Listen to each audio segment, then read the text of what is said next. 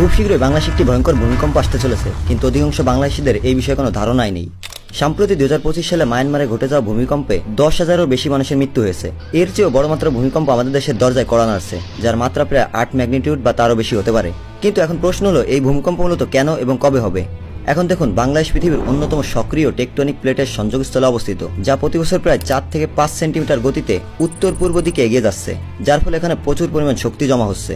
ভূমিকম্পের ঝুঁকির উপর ভিত্তি করে বাংলাদেশকে মূলত 3টি সিসমিক জোনে ভাগ করা হয়েছে, যার ফলে মূলত আপনি বুঝতে পারবেন আপনার এলাকাটি মূলত কতটা ঝুঁকিপূর্ণ। যেমন আপনি যদি এই গ্রিন এরিয়ার মধ্যে থাকেন, তাহলে আপনি 3rd জোনের মধ্যে পড়েন, যেটা মূলত লো রিস্ক জোন। তেমন এই ব্লু এরিয়াগুলো মূলত 2nd জোনের মধ্যে পড়ে। যদিও এটি মিডল জোন, তবে ঢাকার মতো একটি ঝুঁকিপূর্ণ শহরের জন্য সামান্য ভূমিকম্প ভয়াবহ পরিস্থিতি তৈরি করতে পারে। কিন্তু এখন আপনি যদি এই রেড এরিয়াগুলোর মধ্যে পড়ে থাকেন, তাহলে মূলত 1st জোন অর্থাৎ হাই রিস্ক জোনের মধ্যে পড়েন, আর এই অঞ্চলগুলোতেই মূলত সবচেয়ে বেশি ধ্বংসযজ্ঞ দেখা যাবে। আর বিজ্ঞানীদের ধারণা যে এই ভয়ঙ্কর ভূমিকম্পটি যে কোনো সময় আসতে পারে, এমনকি কাল, 10 বছর পর বা তারও বেশি সময় পরে। বাংলাদেশের কোন জেলাটি সেরা, এই সম্পর্কে জানতে নিচের ভিডিওতে ক্লিক করুন। ধন্যবাদ সবাইকে।